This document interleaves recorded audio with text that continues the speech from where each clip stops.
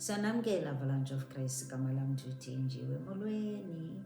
Nanamhlanje siqala ngokubulela iinceba zikaYesu empilweni zethu.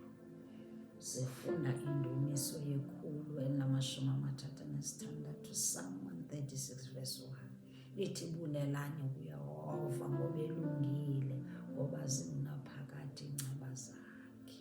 Ulungile uYehova, masimbulele ngokulunga kwakhe empilweni zethu nakumafamily zethu nakumazwe wethu. Masibone ukulunga kwakhe. Ibe okulunga kwakhe nezinceba zakhe noluthando lwakhe kuthi lungunaphakade. Simbulele imihla ngemihla, noba kweyiphi ingxaki, bona ukulunga kwakhe, umbulele ngokulunga kwakhe. Sisixhobo sakho eso. Leyo nibize ukuthi njena izukuhlisa ikudodobalise, wena uphakamisa ukulunga kayo. Ibe yi-lifestyle yakho, ibe yindlela ophila ngayo leyo. Mayibe yindlela esiphila ngayo leyo kwiintsuku zokugqibela esiphila kuzo. Kulo mxholo wethu othi sibona ukhuseleko esinalo, masiboneni ukhuseleko esinalo kuYesu Kristu. Apho ke ngoku sifunda ukuba uYesu ungumntu onjani na. Sifunda noYesu ufuna abantu bamazi ukuba umbane na. Naye uyazichaza ukuba umbane na. Ungathi hayi ukhuselekile kanti awazi ukuthi ukhuseleko lwakhona luhamba njani na.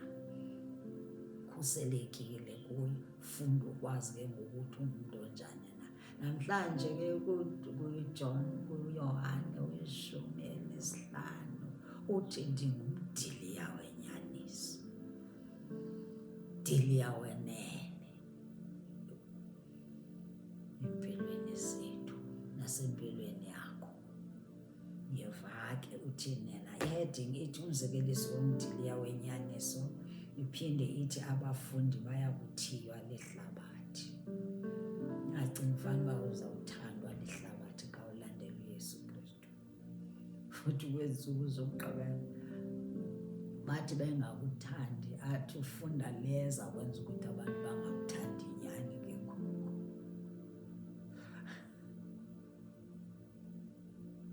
Athi hayi bangakuthandi vele, uyafuna uhamba ukuthandwa. Xelela abantu ngawo okanye ungathandwa. Verse 1 ethi mna ndingumdiliya wenyaniso. Yesu uyafundisa njalo phaa. Uthi umlimi wawo ke ngubawo. Verse 2 amasebe onke akum angathwali isiqhamo uyawasusa, onke athwala isiqhamo uyawathena, ukuze athwale isiqhamo ngakumbi. Verse 3 uthi nina nihlambulukile ngenxa yelizwi endilithethileyo kuni. 4 uthi hlalani kum mna ndihlale kuni, njengokuba isebe lingenako ukuthwala isiqhamo ngokwalo lingahlalanga emdiliyeni, ngokunjalo aninako nani ningahlalanga kum. 5 umdiliya ndim, nina ningamasebe. Lowo uhleli kum ndibe mnam ndihleli kuye, yena uthwala iziqhamo esininzi, ngokuba ningekum aninakwenza nto. Xa ningekho kum aninakwenza nto.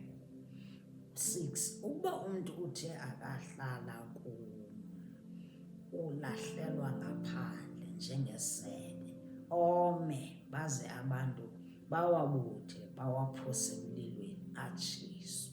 7 ukuba nithe nahlala kum namazwi am ahlala kuni, nocela into enisukuba niyithanda niyenzelwe.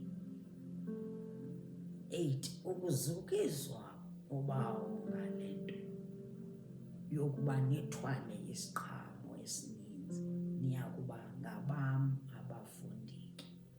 9 njengoko ubawo wandithandayo nam ndanithanda, hlalani ke eluthandweni lwam. 10 ukuba nithi niyigcine imithetho yam hlalani eluthandweni lwam njengokuba mna ndayigcinayo imithetho kaBawo ndahlala eluthandweni lwakhe. 11 ezi zinto ndizithethile kuni ukuze uvuyo lwam luhlale kuni luthi novuyo lwenu luzaliseke. Wena uzazinika itshansi yokuqala ekuqaleni uyotsho ekugqibeleni.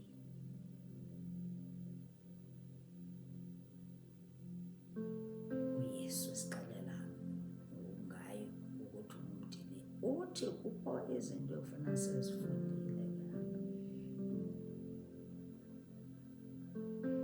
ithi yena ungumdiliya wenyaniso. Awulandela la mdiliya wenyaniso impilo zethu zizawujika.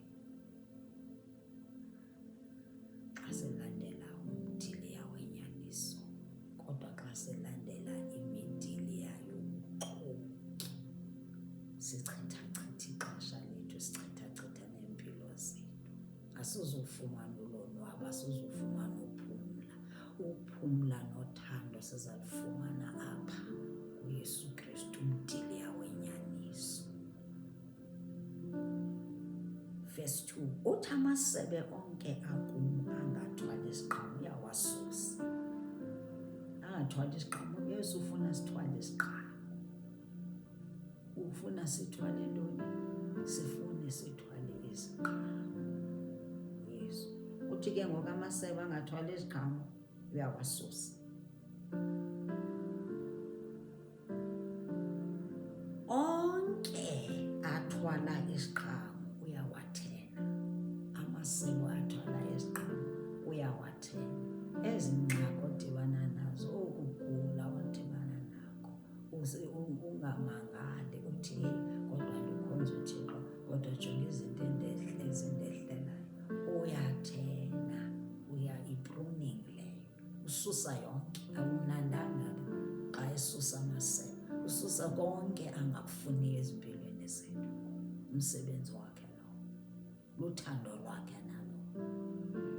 I-prayer point yam nawe yokuthi susa zonke ongazifuniyo zisuse empilweni yakho. Noba ngabuhlungu kanjani, zisuse.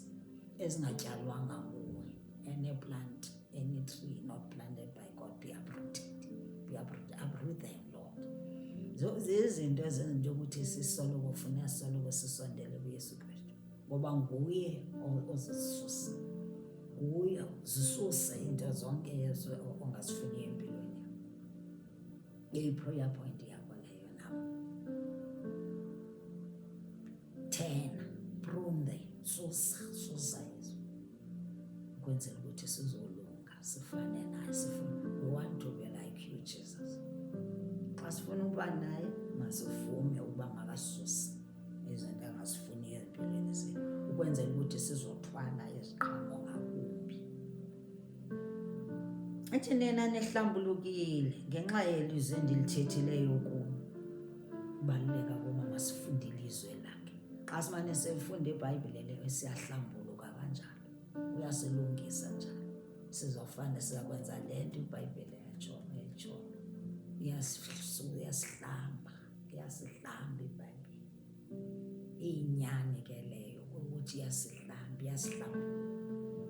Yiba soyifundela iBhayibhile isizathu, uba nesizathu sokuthi umzuzu nomzuzu ulangazelela ufunda iBhayibhile ukwenzela ukuthi izohlanjwa, izosihlamba. Iveza nee-revelations, i-discernment uyayifumana phaya kwela lizwi. Uyayifumana laphayana i-freedom.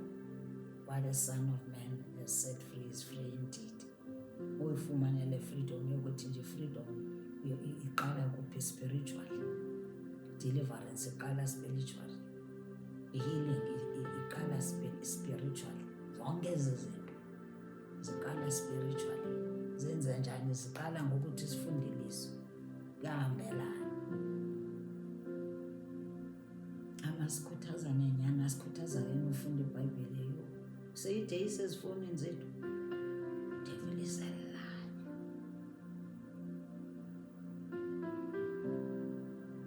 Verse 4.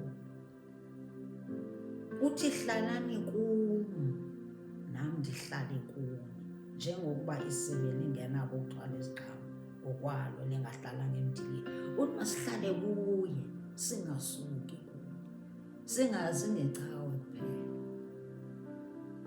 Kube mnandi siweshiphe phakathi kwabanye, sithi sawufika ezikoneni zethu singahlali kuye. Naye yona lena yi-instruction ethi hlalani kum, hlalani nifunde ilizwi lingandikholwa. Asihlale kuye, singazi xa sinengxaki, asiyifuna lento ohlala kuyo.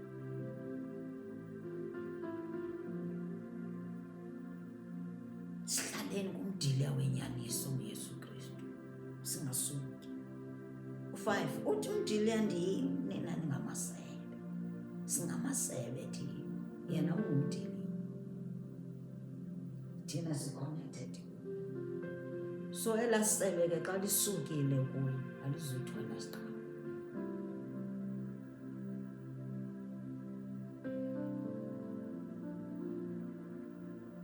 Uthi xa singekho kuye akho nto esinoyenza.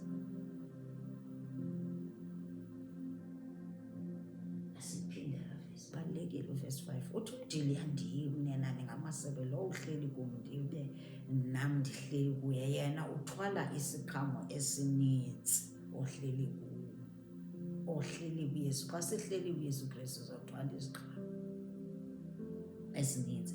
Ngokuba ningekum aninakwenza nto. Uthi ayikho into eningayenza. Uthi defeated ngaphandle kwakho.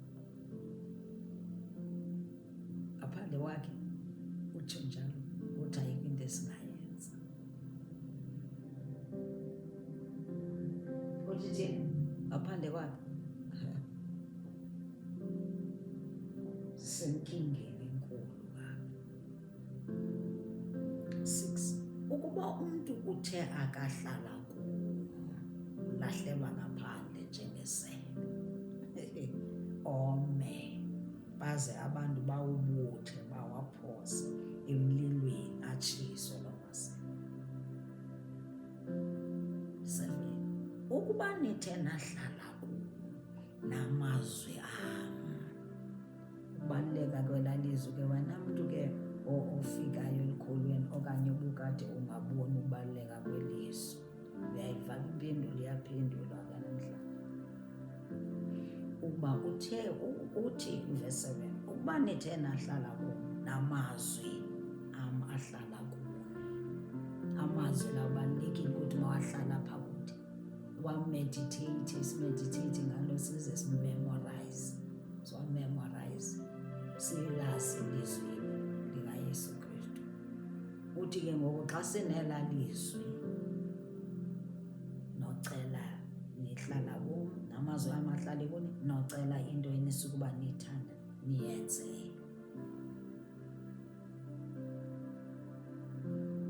I-instruction yoba senze njani, ilizwi eliya lakhe lenze njani, lihlala. Uba lithe lahlala phaa kuthi, sizayicela nantoni asenzele.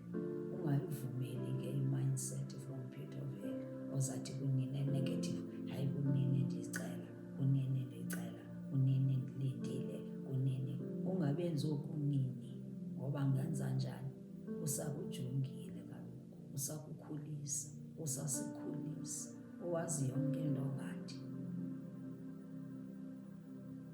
Wazi yonke into ngathi, singafane sikhohlise thina.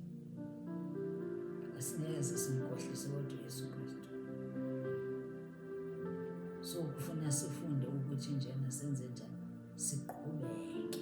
Tshile sikhona sesibhalo endisithandayo esithi ask, you will be given. Uthi nacelani nophiwa, qonqozane novuleyo. Qonqoza uzovulelwa. Keep on. Qonqoza. uphiwe. Ude wenza namzekelo endothandayo kaLuke 18 we-persistent widow. Wathi masisoloko senze njani? Sicela. Sisoloko sicela. La widow kaloku andithi noba la unjust judge uyenza ngani, kodwa khangiyeke la widow. Iyasukwenza ama-sit-in. Athiya ijaji xa ifike ehleli ubhala fast eyofuna iimfanelo zabantwana bakhe. Nayo ke le nihambelana nayo ke le ethi yonke into emsulwa uthi hlala la mazwi mawahlala apha kuthi amazwi wakhe, ukwenzela into ukuthi nantoni esiyicela isiyenzeyo, esifundisana ntoni nokulinda. 8 uthi uzukiswa ubawo ngale nto yokuba nethwala. Uthi uba uyazukiswa faka kwa ukuba thina sithwale iziqhamo esininzi. Uthi siyakuba ngabakhe abafundi ke xa sineziqhamo ezininzi. Uthi njengoko uba wamthandayo nam ndanithanda, uthi hlalani kum ke, hlalani elithandweni lwam ke. Ningasuswa ziingxaki, ningasuswa ziingxibongo, kungabikho nto esisusayo. Uthi masihlaleni ke. That's a command ekufuna siyi-obey. Obedience. Uthi masihlale kuyo. Akakhange athi zawukuthi nethiwa nje kube nzima sisuke kuyo. Ayikho etshoyo. Ithe masihlale kuyo. Akakhange atsho wathi nethiwa kube mnyama kuvela amathunzi obumnyama uzusuke. Uzongathi uyasuka ukuhlehlele emva. Akhange atsho. Uthi hlalani elithandweni lwam. Sihlale simthanda. Sihlale sikhuthazana. Sihlale sisakhana, singachithani. Abakulahlekisayo bothandaza into ukuthi uYehova makabonise amehlo, ukuthi abantu bangakulahlekisi endleleni yakho yokholo. Ungalandela abantu abaza kulahlekisa kwiintsuku zokugqibela. Ulandela abantu abaza kwakha impilo yakho, abaza kufundisa into yokuthi hlala apha elithandweni likaYehova, hlala elithandweni kaYesu Kristu, ungasuswa imimoya evuthuzayo. Hlala elithandweni lwakhe. God bless you. God bless you. We love you. NoYesu uyawuthanda. Hlala kumdiliya wenyaniso ongubaba, onguYesu Kristu.